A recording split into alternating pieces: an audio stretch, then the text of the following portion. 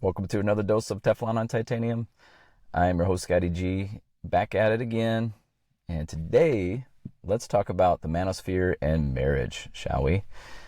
One of the biggest reasons why I'm doing what I'm doing with this particular project and this podcast and these videos is because of the Manosphere and the perspective out there that it's a negative thing, which it is to a degree.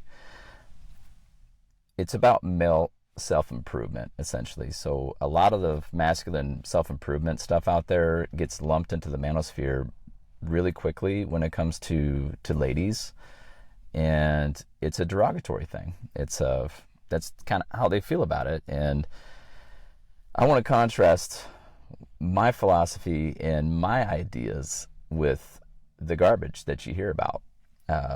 Specifically the Andrew Tates, Andrew Johnson, I think is his name, the king of the manosphere or whatever, president of the manosphere or whatever. I'm not those people at all. I am an alternative to that kind of thing. I am about being a better dude. I'm about being a better husband, about being a better father, just being a better man in general, without having all the garbage. And that's what I'm going to contrast right now. So the biggest thing with the manosphere and a lot of the red pill community is they're completely against marriage. Maybe the manosphere isn't totally, but I know the red pill is. You got incels, you've got MGTOW, all of this stuff out there just thinking marriage is the ultimate sin. And I disagree totally, 100%. So they always quote the stats. Half of marriages fail, and you're going to lose all of the stuff that you've earned. You're going to pay alimony till the day you die. All of these things, I understand where that's coming from, but that's not a good message to be selling to our young men as far as I'm concerned. And I want to make sure that you know that that's not what I'm about. I'm about having a healthy marriage. I'm about being a better father and having a good relationship. A lot of these guys that I see, they come off as bitter and just nasty, honestly. And maybe they got hurt. Maybe they're divorcees themselves. Maybe they just had a really bad experience with the legal system. I get that. There's a lot of people that I know that have been through some shit, but not everybody's like that. And one of the biggest criteria that I'm trying to get to, especially with younger men, is choose your spouse wisely. That is a huge deal when it comes to marriage. Wife material, a lot of guys don't know what wife material looks like because they have zero experience with women. And I want to educate you on that kind of stuff, but not in this particular episode. So marriage is beautiful when it's done right. A lot of people just have never had a good experience with, or they haven't had a good model to gauge where they are, what it should be. And that's where a lot of the problems occur. The statistic that says half of marriages fail, I honestly think that that's a little skewed. When I look at the data of the GSS surveys and all of this stuff that people quote all the time, if you actually look at the stats, it's more like about 40% really when it comes to divorces. That's still pretty high, but that's of all marriages. And is that risky? Maybe. But in any risk, you hedge your bets. Okay, if you're going to bet on a horse in a horse race, you're probably not going to bet on the slowest MFer in the field. Yeah, the odds are the highest and you could make the most money, but the risk isn't worth the reward. And that's what I want to get at. Am I saying marriage is gambling? No, not really. If you know what to look for and you know what a healthy relationship looks like and the kind of woman that you're looking for, it usually works out pretty well. The stats, if you look at the actual people that have the most successful marriage and the happiest people long term, they get married when they're 25. not when they're 19 or not when they're 35. They get married when they're 25. They're college educated. It doesn't really matter on race, but the statistics say that there are certain races out there, African Americans in particular, the stats are a lot worse when it comes to marriage and divorce. So all of these things play a factor in your choice of spouse, where you sit in society. Just look at the stats and figure out where you are and hedge your bets. Okay, plain and simple. Another thing that I don't like about the manosphere is the whole man up thing. Okay, the man up thing. When you're telling people that you need to man the fuck up all the time, what does that mean exactly? Most of these guys that I talk to, or they come to our space, a lot of them are awkward. They didn't have good father figures. They don't know what man up means. They just don't know what it is. So they look at an Andrew Tate. They look at these people that are putting out this Rollo Tomasi's.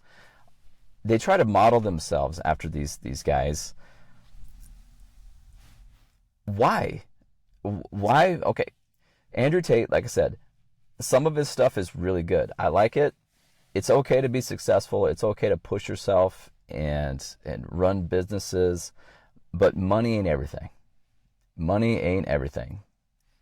I like to play a game called Then What. Let's play the Then What game real quick. Okay, so then what? If you got 3 supercars in your garage, then what? If you've got $10 million in cash in the bank, then what? Usually what occurs if you keep playing that game, at the end of those then what questions, it's typically your people. It's typically your friends, your family, your kids. That's what it comes down to in life, period. Eventually, it just comes down to the people that you're surrounding yourself with, and that's huge. That's huge. So back to the man up thing. When you tell somebody to man up and they don't have a good example of what that means, they're completely lost. And that's one of the things that I really, really don't like about the manosphere. I do think that men aren't as manly as they used to be. Is that their fault? Not really. This society over the last 40, 50 years has changed dramatically. One of the biggest things is the fact that, you don't have a whole lot of factory work anymore. You don't have as much agriculture anymore. And some guys are just lost, and they're stuck in a cubicle. They're not doing masculine jobs like they did in the early 20th century. A lot of that stuff matters. And like I said, they just don't have good examples. All right. And then there's one more thing about the manosphere that I really want to tackle. The whole money, muscles, and game thing. Okay, that's a red pill thing. So the formula is money plus muscles plus game equals getting laid. That's great. If you're 20 to 25 years old, you do you. It's all good. If you don't want to get serious with somebody and you want to just go out there and have fun and get laid, that's not bad advice, but it's terrible advice for somebody that's in like 35. Okay, 35 to 45. That's really my target people. I'd love to get a hold of people that are 25 in that range, because that's where we can really do some good.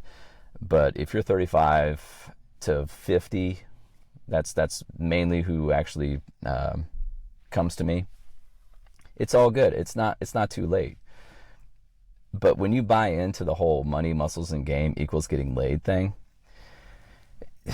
it's then what? Let's play the then what game. Okay, those things are great to have to increase your self-worth, your confidence level. It's going to make you feel good on the inside. You're going to have self-worth at that point. If you've succeeded, you look good in the mirror, and you can talk a good game. All those things are great, but you're not doing that just to get laid. That's my problem with this kind of stuff. You're doing that for you. You do that for you. How you feel inside. That is everything. So the money, muscles, and game thing to get laid, If you've got a 40-year-old man telling people this, I don't get it personally. That's just me. Like I said, I understand it at age 20. I mean, that's the way I was too. 20 to 25. That's the way I was at that age. But if you've got a 40-year-old man doing the same stuff, that kind of thing, I've got questions. I've got questions for that person, okay? And like I said, I'm not judging you, but if that's the kind of product that you're selling people, I got questions, man. What do you want? What do you want in life? Then what? I saw an interview with Dan Bilzerian, or whatever, how do you pronounce his last name, about a year ago, and totally disgusting. This guy, he's got muscles, he's got money, he's got game, he's got all this stuff, and he's got beautiful women surrounding him and all this kind of stuff. Great. That's all good. You do you. But I actually saw an interview with him speaking with the guys from Fresh and Fit. And he was talking about how he was getting laid by this model that was engaged, and being graphic with all of the stuff he was doing with this woman. He knew she was engaged. She came on to him, and he had a lot of fun with her. What the hell? Okay. What kind of morals and what kind of ethics do you have as a person? What kind of integrity do you have at that point? Okay. That's my question. You know, like I said, it is what it is. It's all good. You do you. But the guy is 40. Okay. I just don't get it. I just don't get that. And it is what it is. I mean, if you just want to bang, you do you. But there's a lot more to life than just getting laid. Period. Okay. So let's go over some of the actionable advice that I have for you if this is resonating. Okay. Number one, the whole man up thing. Find a mentor. Find somebody that you want to emulate. Okay. If you want to emulate Dan B and bang models that are engaged to other men, look him up. Okay. Look him up. It's all good. If that's what you want for the rest of your life, it's all good, man. I'm not judging. Okay. But I am telling you that there's a little more to life than that. Okay. So find a mentor. Find somebody that's, I wouldn't say a father figure, but like a big brother kind of figure would be excellent. If you're 35, 40 years old, you're kind of wallowing through life, you're not really feeling good about things, take a look at somebody that's around you, because they're everywhere. There's a lot of really good guys, really good men out there. If you're surrounding yourself with dudes that are jobless, go from job to job, they're kind of a slob, overweight, if those are the friends in your circle, what happens is all of that stuff rubs off. Okay, you are the average of those 5 people that you hang out with the most. That's a red pill thing for sure. Totally agree with that. That stuff's going to rub off on you. So be careful about who you spend your time with, because that stuff is contagious. All right, surround yourself with really good people, business owners, people that have their shit together, the people that actually they're smiling a lot. Eeyores, stay away from the Eeyores. Bring people into your circle that you want to emulate. Okay, that's what man up means for me. Okay, they're everywhere. You just may not have noticed them, because a lot of guys that I talk to, especially passive guys that are socially awkward, they have a tendency to think those kind of guys are assholes. They're, like me. Like, you're gonna hear me talking, and maybe you think sound like a prick. That's all good. That's your prerogative. But people like myself are willing to help you if you just put yourself out there. Just, hey man, what are you doing Friday? Let's go to the golf course or whatever. I don't golf, but it's something like that. Just try to spend time with people like that. Another example, if you've got kids at the ball field, look for the guy that's smiling a lot, that shows up with his wife. His wife is fit. He's fit. They give a shit. Those are the kind of people you want to emulate, and that's the people that you want to invite into your circle. Okay, so find a mentor. All right, number 2, hang out with happy folks. Okay, that's kind of an extension of number 1, really. But if you're around Eeyores all the time that are negative and they're complainers, woe is me, they're victims, find new friends. Okay, you don't have to completely turn your back on these kind of people, but you definitely want to evaluate how much time you're spending with somebody like that. Okay, your time is better spent, eating better, updating your style, going to the gym, doing that for you, not to get laid. Okay, the muscles, money, and game thing, right? There's victim mindset kind of people. Just, if you've got those kind of people in your circle, get around other people that are going to be a positive influence in your life, and they're out there. Okay, just look for them. Okay. Number 3, marriage is great when done well. Okay. There's Rich Cooper actually says, what is it? Smart men don't marry. That's one of his chapters in his book. I totally disagree. My intelligence levels may be a little higher than most. I'm a doc, highly educated, and I have no problem saying that I'm married.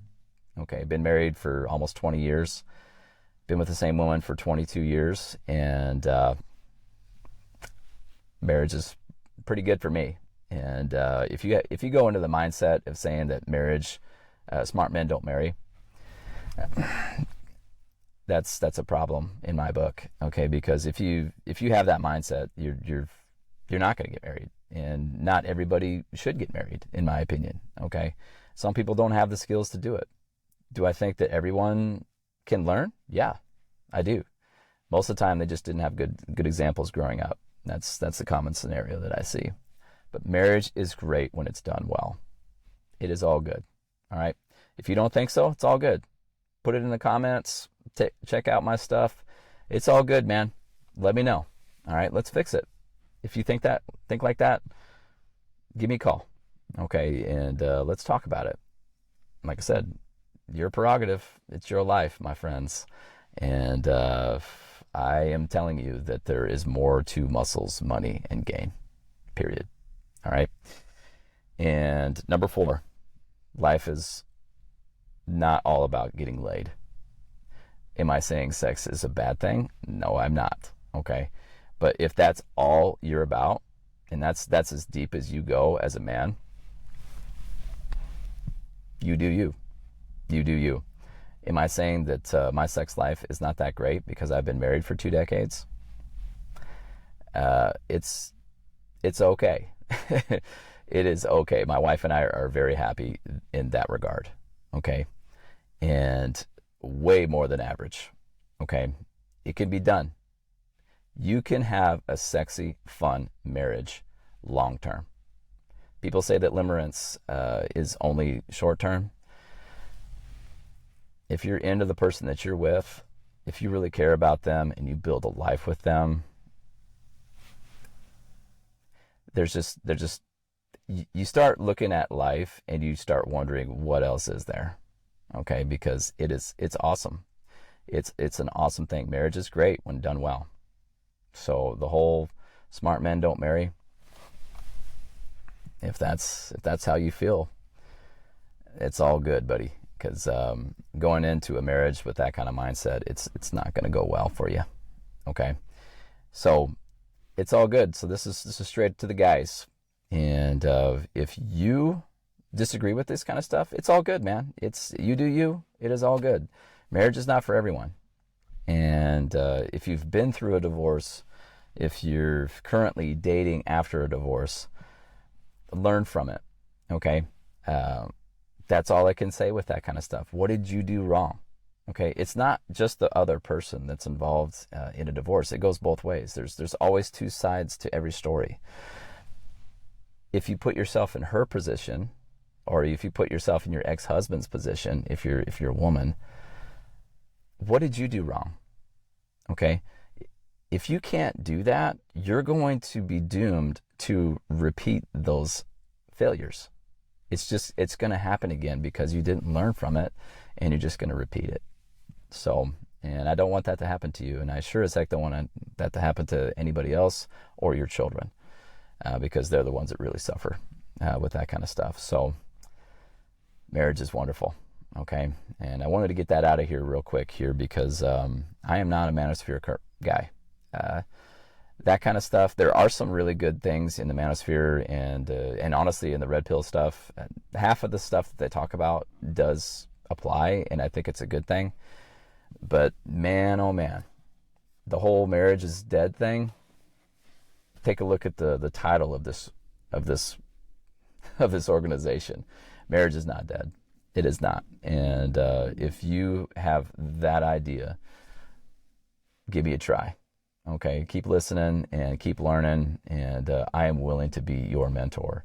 I am willing to be the brother that you may not ever had, and I'm definitely would love to be the person that you want to emulate.